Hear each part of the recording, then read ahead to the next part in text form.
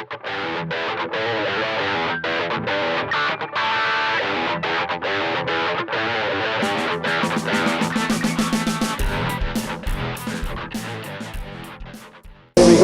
a good start from Alistair Bapty, and a good start from the number 64 rover of Adam Kidman as well from mid-grid, and he comes up into 4th position already as they head towards turn 1, but the superior power of the Triumph Tier 8 has launched Andrew Graham into an early lead ahead of Alistair Bapty, and in 3rd place as they head down towards McIntyre for the first time is already the 64 rover of Adam Kidman. That's a rocket ship start he's made from the back of the grid, so Chris, you were spot on saying he was the dark horse. Yeah, it certainly was. He just shot up through the grid there right from about 5th or 6th it was, especially with the cars that were missing.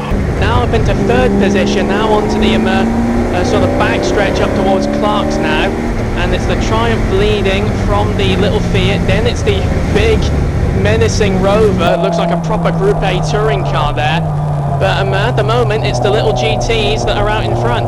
Yep, so the Triumph Tier 8 out in front and building a lead already, of course. 2 long straights, the back straight there, and then his works out to hairpin have extended that lead over Alistair Bapty, but when we see them go through twisty stuff, that will change. Now Colin Calder is rapidly moving up through the field as well. He is now up into, I think that's 5th or 6th position in the little Ginetta. He started well down the grid. Good shout, Doc, 5th. Behind he's taller than the MGB GT.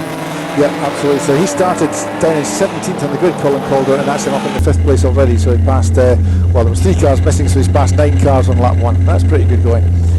Into Duffus they go for the first time. The Peugeot is also on the move. That's the 311 car of Stephen Sadler. He's come up from 2nd at back of the grid, and he is now on the tail of Colin Calder as they head through the turn at McIntyre's and downhill towards Butchers. The field's spreading out quite a bit. Oh, and a big slide from Kinmont as he exits the chicane in that rover. That's dropped him a good few yards off the back of Alistair Bapty, but he's managed to control it all. But yeah, that's a tail-happy car at times. There's a lot of power in these rover V8s. They can be quite tail-happy, and he found that out the hard way on the exit of the chicane there. But he's kept it on the road. He's still going, but he's braking very, very early for the hairpin there.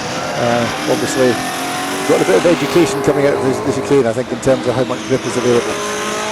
And I've actually noticed them battling for 5th here. Here comes the Peugeot 311, trying to get past the Ginetta, doesn't quite manage it into the hairpin. He had to back out of it, and I think the Ginetta just pulling out a little bit there, but that Peugeot is really going for it. You think that was a Group B rally car, judging by how fast it's going. Another car that's going quite well is the orange TVR, just see it coming across the start finish line, passing the 77 car, now up into 6th position. So it looks like the British sports cars are doing quite well out there. I think Colin Calder's in trouble. He kind of ran out of power halfway up the main straight, and he's coasting down through Duffus now, so that's a great shame. Colin Calder in a Ginetta, I think, is not going to make it to the finish of the race unless he's got himself going again. He's still going around at McIntyre, but it's like he might be jammed in gear, I think. Yeah, I think that might possibly be what it is, because he's down from 5th, now he's down in 7th. He's still going, it looks like he's still got good speed, but yeah, it just seems, he was struggling out the chicane, so it's probably a gear, maybe just stuck in gear. I think he's stuck in 3rd gear, because it was at the point where he would change up to 4th on the main straight. He lost all power, but between McIntyre and the chicane he was as quick as anybody else, but he just doesn't have any straight line unless he's managed to get it going again. But it's a pity that, because I was looking forward to the battle between the Peugeot and the Ginetta there, but he seems to be back up to speed again. I'll have a listen, Doc, because he passes me. I'm going to be lounge just now. Right, the keeper Clockwise, yes. If he is stuck in 3rd gear, we'll notice it coming at the hairpin, it won't drive, and it seems to drive pretty well. It looks like it's going okay. Listen to this. It is. Oh, he's got gears in that car. He's got gears now. Yeah, I think that's what's happened. He got stuck in gear last time round. It's now cleared itself and he's going again at full speed. But that denied us a little bit of a battle, but he might catch up again.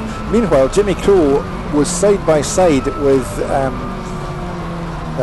got to pick the right Kinman, John Kinman's Mini, as they came out of the hairpin there, and the Mini got left behind in a straight line, but now they're down towards McIntyre's. The Mini's closing up again, so that could be quite an interesting little battle between Jimmy Crowe and John Kinman if it continues. They're both coming up behind Colin Calder at the moment, who seems to have slowed down again as they come through the chicane, and I think Colin Calder's slow again along the back straight by the looks of things, so he may have an intermittent problem to deal with there. Yeah, I think it is possible that perhaps I think it's whatever problem he has, it doesn't seem to hinder him on more of the faster parts of the track, like he's just coming past, I think he's going to be coming past the commentary box in a couple of seconds. There he is, in fact. It doesn't seem to hinder him on the faster parts of the track. It's just when he comes through the chicane and on the back stretch, because of the transition, I think that's when it really hampers him as he gets side by side with the red car beside him, and there's a real drag race going between the two of them. That's Jimmy Coates alongside him in the Reliance Cemetery. Caught him coming up to and through the hairpin, but Colin Calder was quicker up the straight, but they're side by side as they go towards turn 1 at Duffus. Let's just hope they don't touch. Jimmy Crow gets the position there. That was Colin Calder giving plenty of. So I think Colin is nursing some kind of problem in the car, but not as severe as it was when it first appeared. He's managed to find a kind of solution to keep him going at the moment. Meanwhile, at the front, here comes leader now, just passing in front of the Cable Coffee Lounge. He crosses the line, and Andrew Graham, Andy, as he's got his lovely painted up crash helmet. Away at the front, Bapty though. I'm very impressed with Bapty, still hanging on to a good second place here overall. Yeah, well, he's the second, as far as I can see down the time machine, he's the second fastest car on the track. 1 minute 10.536. 1 minute 10.384 was his best time so far. The best time for Andrew Graham, 1 minute 7.594. He's the only person who's got below 1 minute 10. The only other person close to him is Stephen Sadler in the Peugeot, who's lapping in 1 minute 10s as well. So the Peugeot is actually closing in now on Barry Easthouse MG. They've both just gone under the Beatson's Bridge, so give it a lap or two and we'll have a Peugeot versus MG battle going on. Now, is it a Peugeot, a Peugeot, or a Peugeot? Well, if you're Peter Mackay in the commentary box, you'd say a Peugeot, but I say a Peugeot, but then I never did French at school. The yellow flag at McIntyre's. Now, I'm trying to see why, and whatever the issue is, it's not visible to us. And we've got loads of people watching from here, so we can't see what has happened, but there's a yellow flag there. That's the sound of our leader just crossing the line in the TR8 as he goes underneath the Beatson's Building Supply Bridge. All eyes turn back towards the hairpin to see Alistair Bapty coming through in the Fiat X19. It does look like the car from Danger Mouse. I'm going to stand by my initial statement, and if you haven't seen Danger Mouse, kids, YouTube that tonight. Yeah, great wee car. They don't make sports cars like that anymore. In the 80s you could buy small compact sports cars with not particularly big engines, but they were affordable and nimble and handled great. You just don't get cars like that anymore, but that's what the Fiat X19 was. It was a great little car. So we've got the yellow flags have just cleared from McIntyre's, and I still can't tell you what the problem was, but whatever it is, it's gone. So meanwhile, at the front of the race, Andrew Graham is now starting to lap the tail end traffic, and he's still lapping about 2.5 to 3 seconds quicker than anybody else. Alistair Bapty doing a fantastic job in second place, lapping about a second a lap quicker than Adam Kinwood in the Rover behind him. And then we've got Barry Easthouse, who is finding his mirrors increasingly full of Stephen Sadler's Peugeot. Trying to work out where they are on track. They must be down about Clark's at the moment. Well, the Rover's just come through Clark's, so on the back straight we should find the Peugeot. Yep, here he comes, and he's now on the tail of the MGB. So it took a couple of laps to get there, but that is Stephen Sadler now on the tail of Barry Easthouse. Now it should be an easy pass for him because he'd been lapping a couple of seconds quicker, but the MG is ferociously quick in a straight line. But here comes the Peugeot into the hairpin, doesn't get close enough to outbrake the MG at that stage, and so he has to follow him through the hairpin. Now what will happen on straight line performance, because that MG is a very powerful car and it's quite a compact shape, so it's not as much drag potentially as the larger Peugeot, and in fact the Peugeot gets left behind on straight line speed. So this is going to be one of these classic battles that we so often see in the classic sports and saloon car race or in mod sports type racing, where you've got two cars to achieve a similar lap time but in completely different ways. But here comes the Peugeot now up the inside of McIntyre's, and he just squeezes past the MGB. And as he's past the MGB on the twisty bit, which is where the Peugeot's got its greatest strength, he's probably going to be able to pull away, but let's see if the MG can respond as they get onto the back straight. He's going to have to come from about 8 or 9 car lengths behind the Peugeot. So it looks like Barry Easthouse down into 5th position then, and yeah, he doesn't have a response to the Peugeot now, so Stephen Sadler's Peugeot then up into 4th. Now, looking at his lap times, in theory, well, he's lapping fast enough to catch Andrew Kinman, but with 4 laps to go, I don't know if he's going to have enough laps to do it, but we'll see. They're not that far apart on track. So front wheel drive hot hatch versus rear wheel drive executive saloon. it's a real sort of David versus Goliath sort of struggle that is. It's pretty much I think that's actually one of the reasons why this championship's so competitive as well, because it really is the epitome of the David v Goliath sort of era of racing, even though that was way back in the sort of 60s and 70s, because you've got the really small, nimble cars, some of which have got big power in them, against the proper cars, like the proper big size cars that have big power as standard, sort of duking it out. And as we can see here, like especially with the leaders coming past, some of the bigger powered cars, they're properly brilliant on the straight, and if you keep that speed and momentum with a big powered car, you can leave everyone else behind. But if it's really close, like we've seen for fifth and further down the pack, it really doesn't matter. It really depends on how the driver uses those advantages of whatever car they're driving to make hay.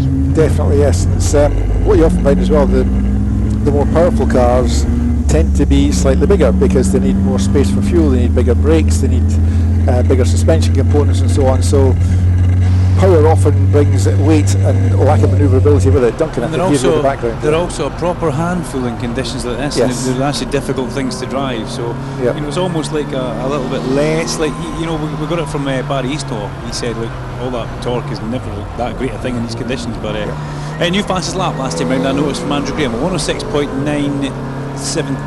Yeah, and just 3 laps to go in this 12-lap race, but Andrew Graham going quicker and quicker. He really is the class of the field here, because it's not the easiest car to drive in these conditions as the TR8, but he is just flying, and he's just lapped Colin Calder and Paul Bowers on that run along the main straight, so he's now lapped everybody up to 7th, or up to 8th I should say, and he's about to cruise in behind Jimmy Crowe, who's running in 7th at the moment in the Reliant Scimitar.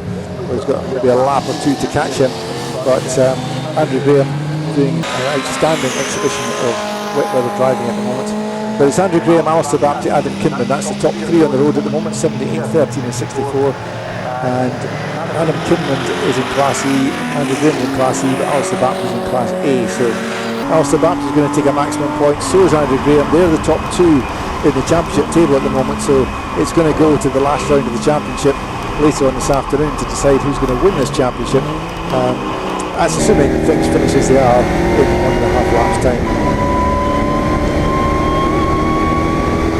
So fastest man on track at the moment, other than the leader, is Stephen Sadler in that Peugeot 205. Now let's have a glance as to where he's got to, because he's chasing down Adam Kinman at the moment. So Adam Kinman's Rover is due to come into sight along his laps. And Stevie is lapping about 0.3 of a second fast, if I'm not mistaken, so he's definitely Stephen Sadler quicker than Adam. Yeah, and here they come through Clark, and yes, Stephen Sadler is now within a couple of car lengths of Adam Kinman, so this is for these guys, it's the second last lap of the race. They're just completed, the leader's on his last lap now, but this is the second last lap for these two as they head in towards the hairpin. Adam Kinman must be Adler well away. Yep, oh here we go. Way back. But then he decided, discretion being the better part of it, didn't want to bury the Peugeot into the side door of the Rover SD1. Well, I think you saw how much water is still there at the inside line, the line he was going to brake on. So he's still in second place as this cross the start finish line, and he's got a lot of work to do on this final lap now. Now he is very quick with road twists and turns, and although the mist is coming down a little bit, I can still see that bit of the track. So I look forward to seeing how much the Peugeot catches up with the Rover this time through, and he catches up a lot as they head towards McIntyre, but not enough, I think, to alter the outcome of the race. As the leader takes the checkered flag, Andrew Graham wins the race and sets the fastest lap on of 1 minute 6.091 as well. So he just was in a different class to everybody else in that race. Andrew Graham, brilliantly driven, so he wins the race overall. Alistair Baptiste then is going to come home second, wherever he is. Here he comes now, he's coming towards the hairpin at the moment. A little bit of traffic in front of him, but that won't trouble him too much. And then it'll be the battle for third. Stephen Sadler's lifted out of it. Actually, Stephen Sadler has just let the Rover go now, possibly because they're in different classes, so he probably thought, why risk anything for an overall result when I'm still going to get a bucket for the class points anyway. So Alistair Baptiste then crosses the line in second. Here comes Adam Kinman in the 64 car in third, and followed by Stephen Sadler in the Peugeot. Now the interesting thing is, I think Adam Kinman actually sped up on the last 2 laps, because Adam Kinman set his fastest lap of the race at 69.375 on the last lap, which was within a couple of tenths of of Stephen Sadler's best time of the race, so that is quite interesting. I think there's a bit of Adam Kinman responding to pressure, but also perhaps Steve Sadler aborting the attack there because of relative class positions.